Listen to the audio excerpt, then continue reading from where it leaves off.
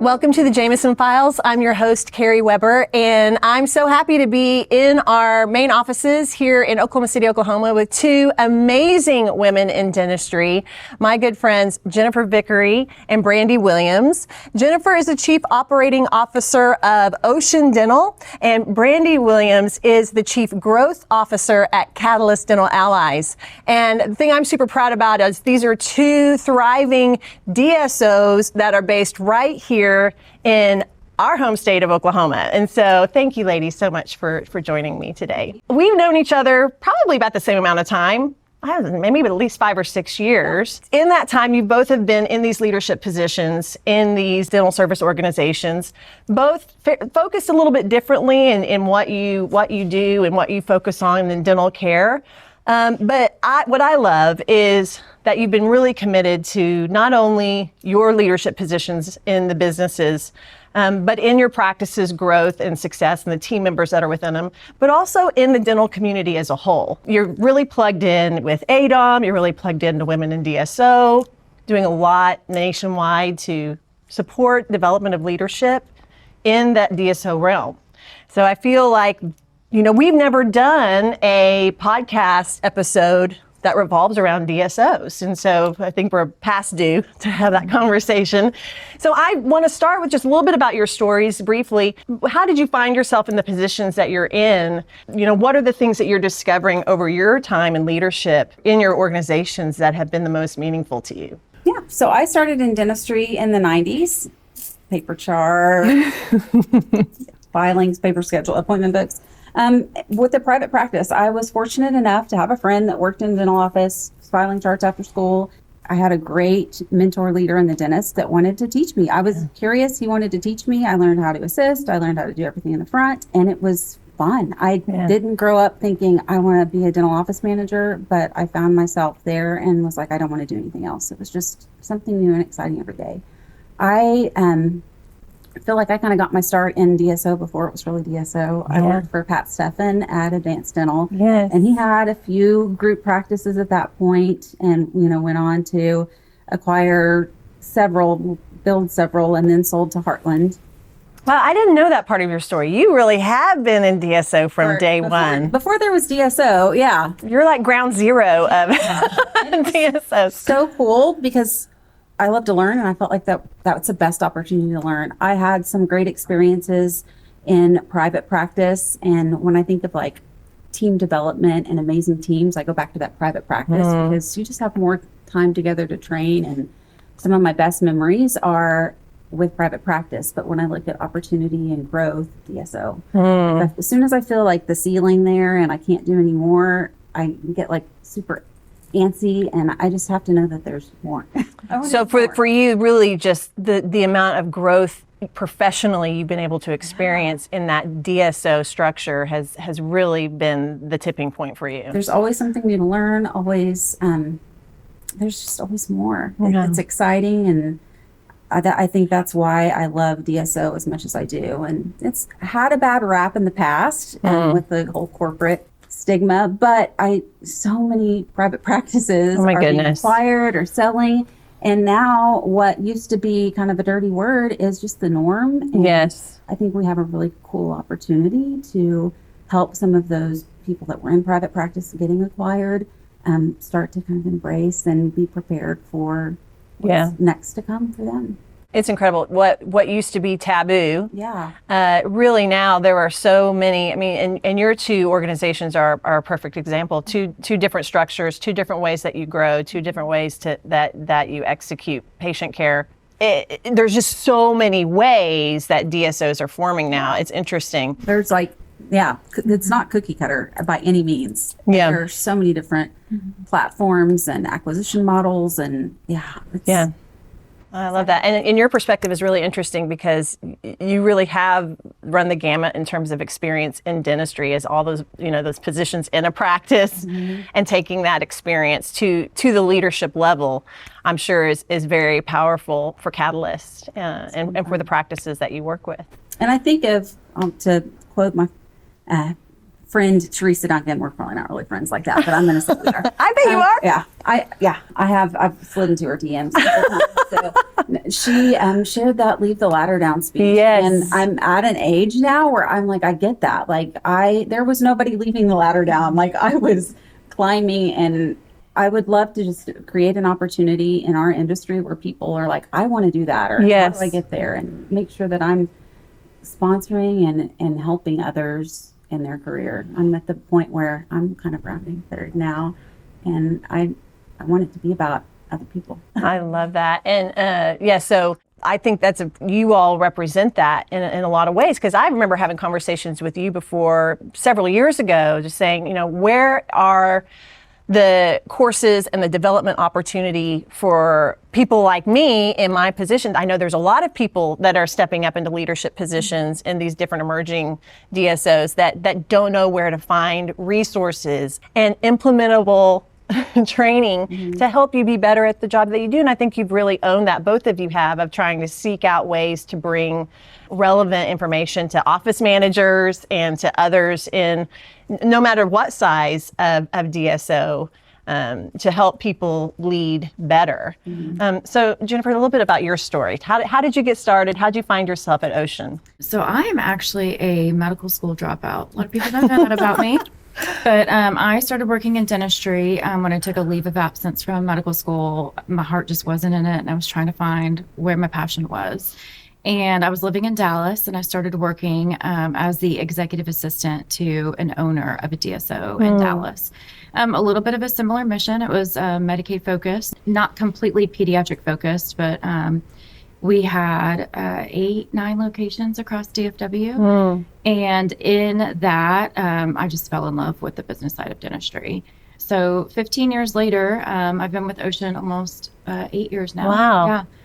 And I love it. I love the mission behind it. I love that we are serving in underserved communities and rural communities, touching lives. We've been in business 26 years, so now we're seeing a lot of second generation patients. Wow, yeah. Which is really neat to see them come in and bring their kids in and tell their kids that this is where they went to the dentist. And so I love it.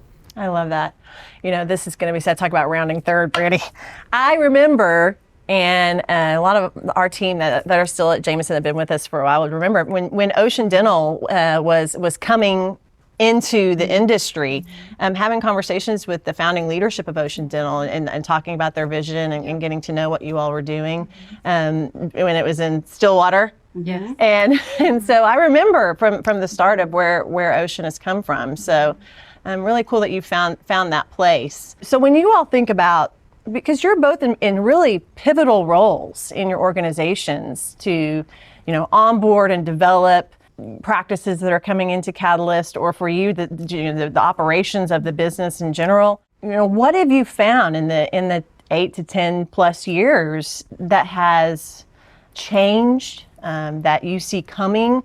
I think we all agree that DSO is, taking a firm place into the dental profession as a whole, and will be even more so as we continue on. What do you see coming, and what do you see a need for in leadership in organizations like yours? So I do see that there's a shift in mindset, with generations coming in. A lot of the younger population, it's a different mentality. And I think rather than trying to get them to conform to what you want and your expectations, we are having to meet them where they are. We are having to find ways to keep them motivated, encourage them, and keep them inspired. But we are having to kind of meet them where they are with some of their lifestyle choices, really. Yeah. I think that has been the biggest shift that we've seen over the last 5 to 10 years, is just a lot of the younger generation coming in.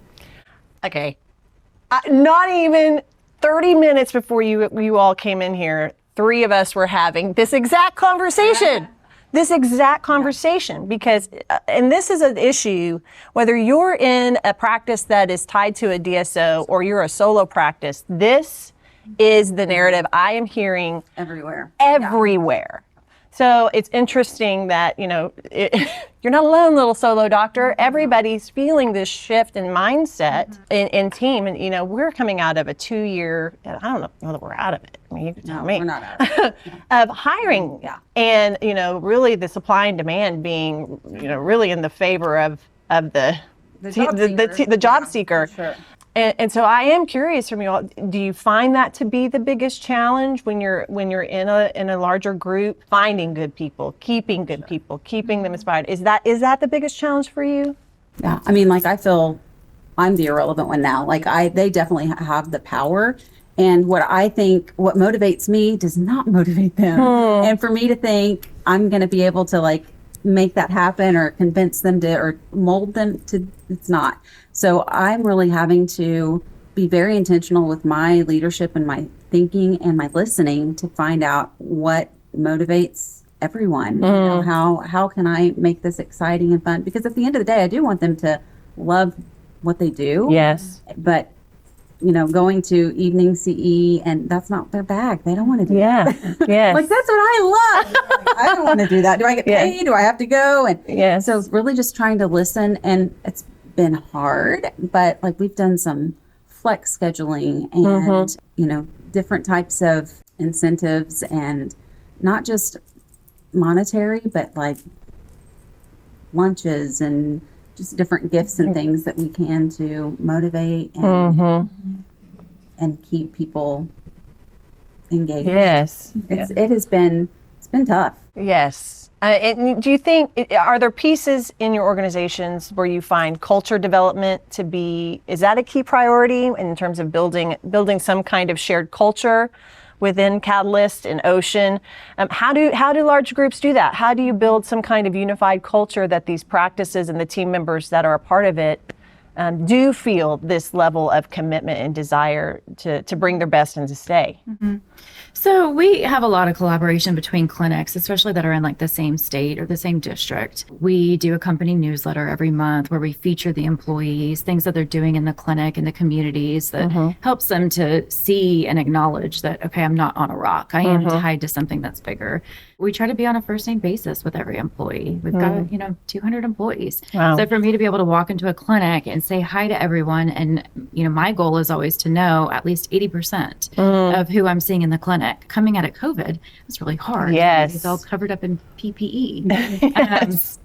So I think that, making sure that you are connecting with them, you're finding ways to connect with them, you're relatable to them, that they can approach you and say hi, you can have a quick conversation in the hall, but not overstepping, proper leadership and chain of command. But I have seen a lot of things that we've done kind of similarly too with, you guys do your big summit once a year where you kind of bring everyone together. That's great. Where they're able to see that they are bigger. they're part of something bigger. Yes, that community tie. It's important, and I think I appreciate that you both have that sense of awareness, and that's a priority to help listen. I love that you use that word, Brandy. To listen to. Each person's going to be motivated and driven by different things. And so to be able to listen and learn and develop and be flexible, it doesn't mean that you don't set very clear expectations. That's absolutely not what we're saying. How we get there looks very different now across the board. But that communication piece, listening, but also clearly communicating and tying them not only to a culture and to the community of the organization, but also making sure that clear expectations are set is such a key element to performance. So what other pieces, you talked about culture, talked about that engagement piece of being a big challenge and something that you focus a lot of energy on. What are other aspects of that DSO structure, the managing and leading of multiple locations that you find you have to put a lot of energy and priority on for you to experience success? Consistency, training. I mean, we devoted, that's pretty much 100% of my role right now is training. Every new manager that comes in, we spend 3 weeks of training, which was not the case before. It was like, good luck, save this one. Because everybody is busy. And when you try to do that in the office, there's patients coming in, the phone's ringing, and we just felt like the message wasn't getting across to everyone and it wasn't consistent. So trying to create efficiencies, consistencies, to where we do have like the annual summit where we devote that to some training and culture building, and then breakout summits throughout the year, team trainings, learning management systems, and then just trying to ensure that everyone is consistent in their message, that it's not from the top to the bottom, everybody gets the same message and it doesn't get muddied along the way. I think for me, I spend a lot of time trying to focus on building confidence of my leaders and really encouraging them to be brave. You guys, we've worked together almost 8 years. You know what I would do. What would Jen do? If you can't get a hold of me, execute. I believe in you. And if it's not the right thing, we will figure out how to clean it up. But rarely is it ever not the right thing.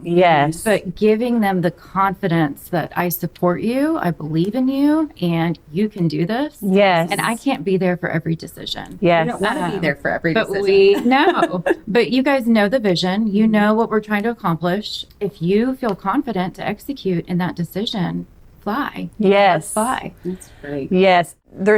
I love Craig Rochelle's leadership podcast called the Craig Rochelle Leadership Podcast. I mention it all the time. I really need to not be such a fangirl. But he always talks about when it comes to growth that, we're all limited by our own capacity. And he talks about, one of the biggest pieces is that delegation piece. How far into the organization do people have permission to make decisions? So I really appreciate that you focus on that. And, something interesting that I discovered doing some research on leadership, delegation, and so on, Gallup polls, Gallup released just the end of last year a study that they pinpointed that truly one of the main drivers of engagement of employees does fall to management. So the middle management, the office managers, the practice managers, the regional managers, those that are that next point up, the engagement of the practices can be pinpointed to the way that those managers are leading. And so what they've discovered is there's so much burnout in just the workforce in general, that when the managers are burnout. So how do you all deal, I think we all as dental professionals suffered a great deal of really trying to overcome burnout after the pandemic. How do you deal with that? Do you feel like that's an issue anymore? Did you feel like that was something you have to overcome? Always. I feel like there's always going to be a big, and a lot of it, I don't think that's cookie cutter either. Like you have to find out what really fuels people. For me, I do love CE. I love learning things. If that stops for me, I get so burned out and just not excited about things. But when I have the opportunity to get poured into, I spew that to all of the people that work alongside me. And I think when we pour in and give to our leadership team and support them, they feel empowered. They feel empowered too with the rest of their team and become cheerleaders, and it really does set the tone. I look at some of our, if you look at a regional manager that is just not excited about what they're doing, you can look at the other offices they support and feel that too. And the lack of training for regional managers, I feel like that's something that is missing and has been missing in the DSO space. We find really great office managers and throw them into a role that they aren't trained for or equipped for, and are expecting to be great leaders of multiple practices when they were great office managers but never really got the tools or the training to be great leaders of office managers. Say it louder for the people in the back, because you see this all the time. There's potential for leadership. A person has reflected really great skills to succeed in this particular role, and we automatically think, oh, well, if they're good in that role, then they're going to be great at leading 10 other people in that role, when that's a completely different set of skills. Different. So I really appreciate that you see that, and that's a whole other level of training and development that a person would need to commit to. So that leads me to a question. If there were people listening to the podcast that either are looking to step into a role in a DSO, let's say they're looking to come in as an office manager or a regional manager, or they want to grow and develop like you all have up the ladder, what would be a key piece of advice that you would give them in terms of how to prepare, how to be their best in a DSO leadership position? That's a great question. I feel like that piggybacks on what you just said, Brandy, in terms of there's a lot of people that want to do more. They say they want to do more. They dream that they want to do more. But are they the right person to be in that seat? And if they think about that and they still want to be in that seat, what do they need to know to get them from their skill set here to there? I mean, I think that's a really important expectation piece. I think the number one skill set that you have to have in leadership is empathy. I think that you have to be able to differentiate between when to give in, when to cut somebody some slack, and knowing when they need accountability. And that is, I think, part of the hardest part of leadership. That's something you're really great at. Well, and leadership in a DSO, because, you know, when we talk about the taboo pieces of DSO, there's a stigma that, I'm going to go and they're just going to tell me what to do and tell me how to do it. And I have to. Yeah. So that piece of listening, empathy, that's not in the chit chat about DSO. Right. So I find this fascinating that both of you have keyed into that. So sorry to interrupt, but a little bit more on that. So empathy, you know, if a team member is struggling, why are they struggling? Is it a work problem? Is it a home problem? Where do you draw the line on where those two bleed into each other? How can you help and support that employee, or how can you have the conversation with that employee of maybe this isn't a good time, maybe this isn't the right role for you right now because we have, you know, a lot of distraction and noise over here, and, you know, knowing when to support your employees through a hard time and when it's something that really just the passion isn't there. Yes. And there's always going to be a noise that distracts them because it's not their true passion. Yes. And just helping identify, you know, that in people. But I think empathy is really important. Empathy and accountability. I love that. Anything to add on that, Brandy? I think mentorship's important. I mean, I can speak personally to that because I reached out to you early on at Catalyst, like help me. Yeah. And I've gone from so many different seats until I actually found the one that made sense and where I felt like I'm thriving and helping the most. So I definitely think find somebody that you aspire to be like and that is successful in their role, and surround yourself with those kind of people, and, you know, get feedback and guidance from them. And then if you really are interested in that career growth, let your boss know. Let them know what are the next steps. Where do I need to be? How can you help me with that? I don't know too many people that I've worked with that didn't want to help me succeed, or that didn't really have a genuine heart to grow me. So if that's something that I know somebody wants to do, I'm going to try to find every opportunity imaginable to let them flourish and grow and support them. I love that. And it's not only to find mentors, but to be able to be mentored. You know, coachability. And that, I always call it the ongoing passionate curiosity for what you do. I think there's a mindset in anybody in any kind of leadership or, you know, growing in their leadership will discover very quickly, I'm never going to have this like 100% figured out. We're all going to be continuous learners in this because the mindset of the employees are going to change, or COVID happens, or whatever happens, and you have to be continuously developing your skills to be better tomorrow than you were today. So the people that are going to step in, if you are a person that's looking to step into more leadership roles and are exploring DSOs as a place for your professional growth, you must be coachable. And I would also recommend, as you're evaluating a company that you want to be a part of, I would ask questions of where training and development falls. What are the priorities of training and development? And, you know, it's funny that you almost went in medical. Jess, my husband, who we own Jameson together, has his master's in health administration and was going to go work in administration in hospitals. But the leadership development focus was never present in any of the hospitals that he interviewed for. So people kept asking, why would you not just continue working with Jameson? He finally realized, I don't know why. If you want to thrive, you have to be poured into, and so organizations that get that and create those kind of developmental opportunities will have great leaders come up. So I love that. So one more question about DSO, and then a couple of questions about ADOM. If you were talking to doctors that were looking for their career path or looking to make a change with their practice or their career, what would you want to tell them about entering into working relationships with a DSO, with a dental service organization? I think that can be very different from DSO to DSO. So I think a lot of times, when they're looking to transition to a DSO, it could take a few conversations to really find the right one.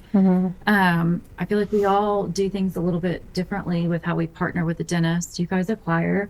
We're 100% de novo. We've never acquired any practice. So I think a lot of what you guys probably, I would assume, embrace when you buy a practice for a little while before you change and convert, it's just going to be very, different. So I would try to find, what their pain points were in their private practice. Why are they looking to get out? And see which DSO might be the best fit based off of that. And then, of course, their skill set, the patients they're going to serve, the community they want to be in. Really, it's kind of like a matchmaking process. Yes, to find the right dating. It is. And if it's not the right fit, it can be devastating, not just to them, but to us too. Yes. If we hire a doc and it's not a good fit, it's devastating to the patients that have to go through another doc, another turnover, to the staff that gets attached to the doc. So it really is important that it's a good fit and that they kind of go through that whole process, courtship. all of those, courtship to really determine. Well, I have had the unique opportunity to work with a lot of private practices, but we're seeing more new grads come in too. And it's almost like heartbreaking to see how difficult it is for a private practice to be successful. They pay so much more for their supplies and their lab fees and their reimbursements from insurance are so horrible. And I look at all of the advantages that they have going from a private practice to a DSO to become so much more successful financially, and they get the opportunity to grow too. I mean, if they have something that they really love, a procedure that they're very passionate about, now that opens the door up to training, development, mentorship, or maybe traveling if they were interested in doing that in other places or learning more procedures. So I of course love DSO, and I see what it has done for some of our dentists that were ready to retire, that we're like, I thought you were retiring. And they're like, no, I'm having so much fun now. I don't I'm like, you've made it easy for me. So and with any DSO, any private practice, there's going to be stumbling blocks. There's going to be issues that come up. But I think it's a great opportunity for new dentists, for older dentists, because you've got a support team behind you that wants you to be successful. You've got so many new efficiencies and resources and platforms, AI and things that you might not be able to do in a solo practice. You're not swimming in debt, hopefully, so you can focus more on what really matters, which is the patient and the team. So yeah, I love that. I mean, it really comes down to philosophical fit, and I love what you said. If they're looking to go into a DSO relationship, to figure out why, and that all comes down to professional vision. What's your vision for your career moving forward? Why would you want to go into a relationship or a partnership with an organization outside of owning your own business, and figure out what the questions are that you need to have answered to make sure that philosophical fit is there. I mean, I tell people, when you're looking for a practice management software, patient communication software, think through what you want it to do for you and ask those questions in the demo. Why would you not take those steps to vet the organization you're going to align yourself with? So I love that advice, and hopefully you all were listening to that great advice. So briefly, let's talk about, both of you not only are really committed to leading within Ocean Dental and Catalyst, but you also do a lot outside of that, both very active in ADOM. So tell me a little bit about that and how you came to find yourselves really stepping up to the plate to build, especially here in Oklahoma, the ADOM presence. got suckered into that one totally, and I drug her along with me. Yeah, she did. Yeah, watched it. Well, thank goodness. I know. During COVID, I was watching a Front Office Rocks, shout out to Laura Nelson, video, and there was like, test drive ADOM. I'm like, I've never heard of that. I didn't know this existed. signed up for it and ended up being like a featured member. Our Patterson rep was like, we wanted a local chapter. You should start one. I'll do everything. It just, and I was like, okay. And come to find out, they're like, that's a conflict of interest. They can't do everything. And so now I'm in too deep, but it has been so fun. And that going along with that whole leaving the ladder down, like that's really where our heart is. It's a lot of work. I'm not going to lie. Like being a part of a chapter and arranging all of this and trying to get the rest of the community excited and involved. It's a lot of work, but it's so much fun, and I found so much like fulfillment and joy with just what we've been able to do in the few short years that we've had the chapter, or the DPLN now, and what it's doing for the community. And there's still so many people that have no clue that we're around. Yes, it's really just a support group for office managers, and it's. If you're in a private practice, a group practice, a specialty practice, it's really just an opportunity. And now we're support for all dental professionals. Yeah. Yes. Yeah. Making that transition. And I found ADOM through Paul at Cedar Solutions. So yeah, we were doing a HR webinar during the midst of COVID and furloughs and furlough letters. Oh my gosh. A whole file. Thank goodness for them during the pandemic. Goodness. And he shared a post about a free ADOM membership. And so I clicked it and I signed up. And my first newsletter, I think, had a picture of Brandy in it. I texted her and I said, "What's this?" And she said, "Come be my VP." Guess what? You're hired. Yeah. So it's been a fun few years, and Green Leader, exciting, yeah. Green Leader Award winner. That was fun. Was that Mastery level? Yeah. 23 fellow, something like that. Yeah, it was Fellow. fun. We went deep, like way deep into ADOM. You act like it's past tense. Well, we're you're still still there. Yeah, you're still in the dive. Yes, for sure. But yeah. I think now we are thinking more about our legacy, though. I passed off the VP torch this year to Misty. She's doing an incredible job. I'm still supporting them with their treasury. And, but I think we are kind of thinking about what's next. What's next for this organization? And, you know, we can't be the ones to lead forever. We can't be around to support forever. And so what's next for them? What's next for us? Well, I love, I think it's a testament of servant leadership, because you all are tremendous leaders in the businesses that you help to lead, that you're taking that another step in volunteerism and helping to develop, this network right here in Oklahoma for no other, and it is a lot of work to find speakers, to bring content, to bring things that are relevant and helpful. Just like we said,